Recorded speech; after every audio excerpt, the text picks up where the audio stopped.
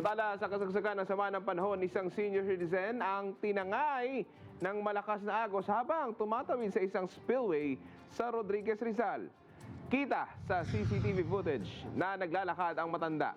Hanggang sa dahan-dahan siyang tinangay na rumaragas ang tubig. Hindi umubra si Lolo sa lakas ng current. Tuluyan na siyang nilamon ng tubig at naglaho. Ang kanyang kasama, walang kamalay-malay na tinangay na pala ng baha si Lolo.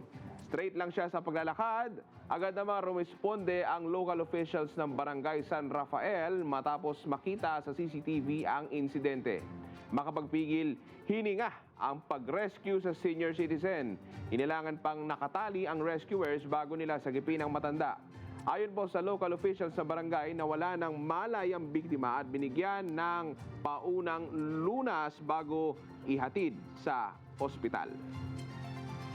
Nanawagan din po ako sa lahat ng mamamayan ng bayan ng Montalban, sa Barangay San Isidro at kahit po dito sa Barangay San Rafael, na huwag na nating pilitin na tumawid dahil po akala nyo lang mababaw, pero yung ang nagpapabigat po dyan, yung current, yung agos ng tubig, talagang malakas po talaga.